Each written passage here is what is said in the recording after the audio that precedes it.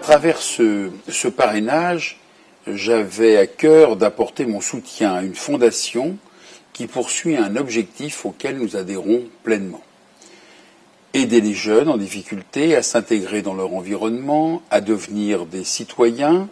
Non seulement nous adhérons, mais en tant que maire, je m'emploie à atteindre cet objectif. C'est dans ce cadre que la municipalité, qui mène d'ores et déjà de nombreuses actions en direction de la jeunesse, prévoit de créer un espace dédié à la famille, qui sera notamment un lieu d'écoute et de conseil pour enfants et jeunes en difficulté. Aujourd'hui, l'adolescent est devenu un problème.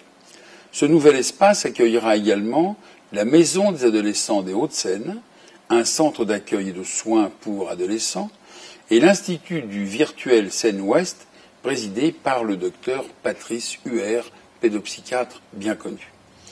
Par ailleurs, la ville d'Issy-Moulineaux est très attachée aux valeurs qu'Antoine de Saint-Exupéry a portées durant toute sa vie et que vous relayez aujourd'hui dans le cadre de votre fondation. Ces valeurs, ce sont notamment l'entraide, la solidarité, le courage et encore l'audace. C'est d'ailleurs cette audace qui poussa Antoine de Saint-Exupéry en 1929 à rejoindre Mermoz, Guillaumet, en Amérique du Sud, pour contribuer au développement de l'aéropostale, compagnie aérienne consacrée au service postal, jusqu'en Patagonie. L'audace a d'ailleurs été érigée en slogan de notre commune, puisque la ville s'appelle Issy l'audacieuse. N'oublions pas enfin que notre ville est le berceau de l'aviation. C'est à Issy-les-Moulineaux que le 13 janvier 1908, l'aviateur Henri Farman a bouclé le premier kilomètre en circuit fermé. En janvier 2008, dernièrement, la ville avait organisé de nombreuses manifestations pour célébrer le centenaire de cet événement. Parmi ces manifestations, il y avait déjà une exposition consacrée à la vie et à l'œuvre d'Antoine de Saint-Exupéry.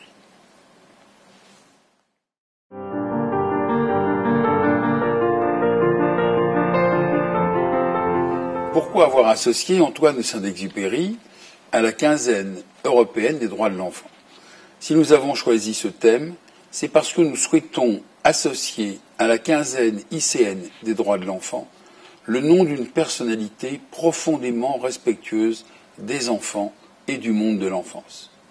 L'année dernière, notre choix s'était porté sur Janusz Korczak, le père des droits de l'enfant. Cette année, nous avons voulu rendre hommage à l'auteur du Petit Prince, célèbre ouvrage qui invite l'auteur à retrouver l'enfant en soi, car comme le disait Antoine de Saint-Exupéry, toutes les grandes personnes ont d'abord été des enfants, mais peu d'entre elles s'en souviennent.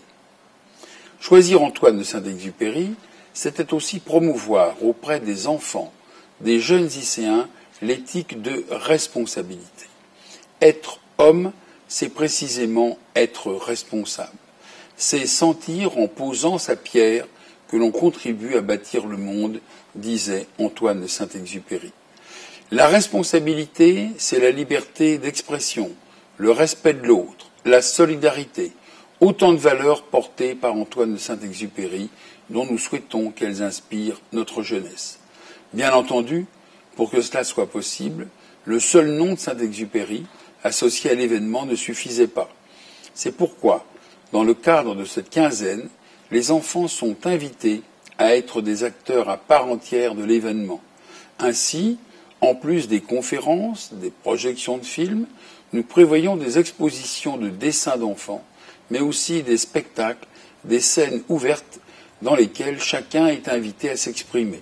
Plus simplement, nous souhaitons également donner l'occasion aux enfants, parents, grands-parents, de découvrir, de redécouvrir les multiples talents d'Antoine de Saint-Exupéry, écrivain, pilote, dessinateur, journaliste, aventurier, cinéaste, et de se replonger dans la formidable odyssée humaine que fut sa vie.